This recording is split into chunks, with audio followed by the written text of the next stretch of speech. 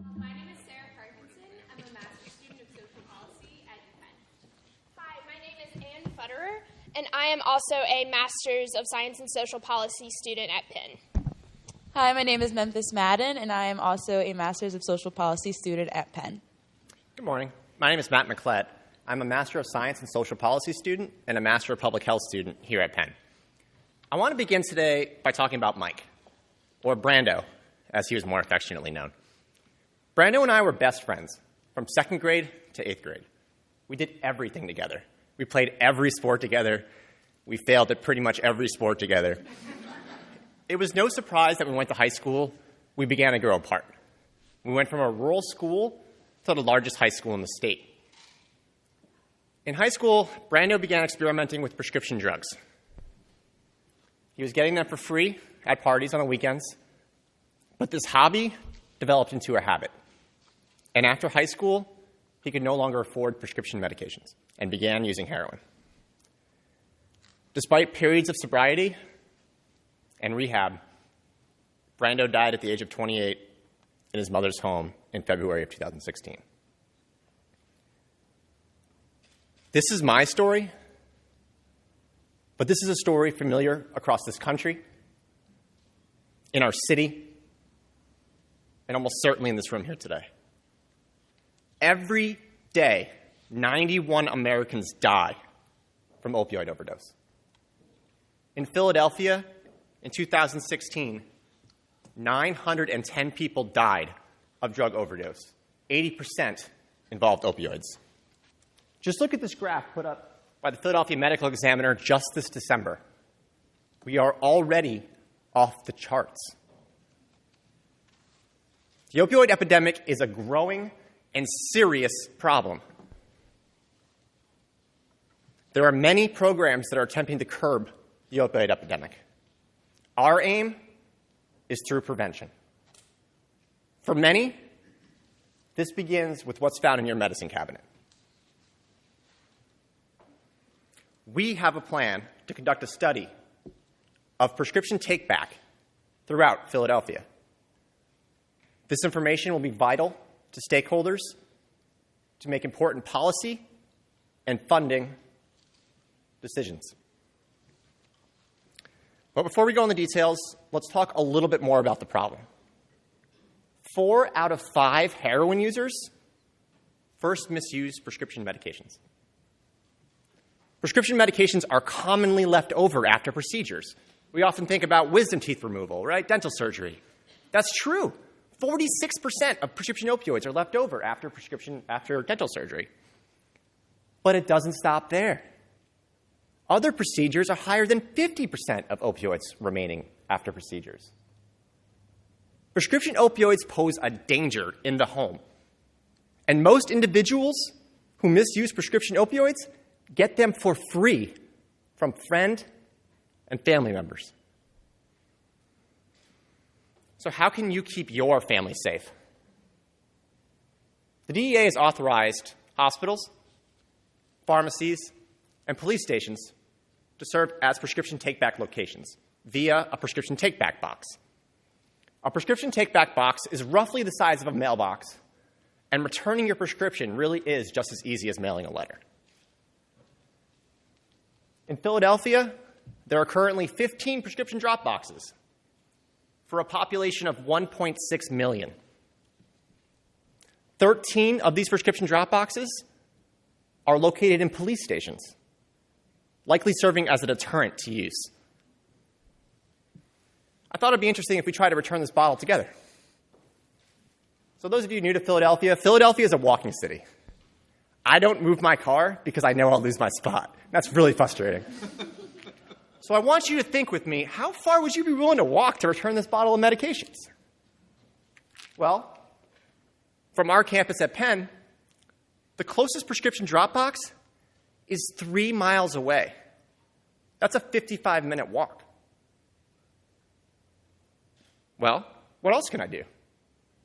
I could flush them down the toilet, but we already know there are prescription medications in our water supply. The FDA recommends that we crush our medications and mix them in a Ziploc bag full of kitty litter and dirt. How convenient is that? We believe you should be able to return your medications right to where you got them in the first place, pharmacy.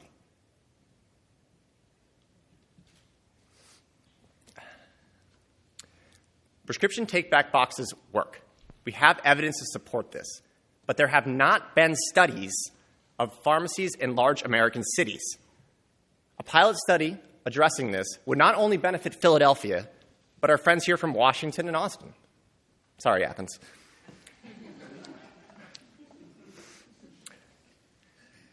We have a plan to conduct a pilot study in pharmacies throughout Philadelphia, and we've already begun. We've started talking with stakeholders, and we'll continue discussions for the next 6 months. We want to know the questions they need answered in order to make informed policy and funding decisions regarding prescription take-back. Our pilot study is to determine not only the effectiveness now of prescription take-back in pharmacies, but how to make it more effective in the future. So we plan to lease 5 prescription take-back boxes to pharmacies throughout Philadelphia. With these 5 boxes, we'll be looking at 2 different types of data. The first is quantitative data. How much are we getting back? We want to know the quantity and what medications we're getting back in return. This will help us compare to the police stations and the DEA take-back days. The second type of data we want is qualitative data. We want to have interviews and focus groups with pharmacies about the barriers and benefits of having prescription take-back in their location, and with patients about what motivates their behavior to return medication. And judges, if you have any further questions on our evaluation plan, you can refer to our proposal, or we'll be more than happy to answer more questions in the Q&A. 12 months from now, we'll have the first data ready to release to our public officials. Dissemination of data is crucial. And we plan to ensure that do what we can to ensure that stakeholders remain engaged throughout this entire process. Once the boxes are in place, we're also going to be doing an ad campaign. This is for 2 reasons. First, we want to inform the community that prescription drop boxes are now located in their local pharmacies. Second, it provides an incentive for pharmacies. If we include them in the advertisement campaign, it can help improve their public relations within the city. This can help bring more pharmacies on board. What else can we do? Well, check your phone. You just got a text message. Pharmacies are already sending out text message reminders to remind you to pick up and refill your prescription. We think we should just have an end date on that. We want to utilize existing infrastructure to notify you when your controlled prescription has expired. This will help more than just, this will help remind you later on when you actually need to return them. Let's talk about the budget, my least favorite thing. Most of our funding is coming from the reverse distributors, public education campaign, and the evaluation. There is a lot of support and lots of funding for the opioid epidemic. This is a growing problem. Judges, if you refer to your appendix, we have letters of support from the Philadelphia Health Commissioner, Dr. Farley, Republican Councilman David O., Democratic Councilwoman Parker, Councilwoman Sanchez, and other community leaders who not only support prescription take-back, but support our policy here today.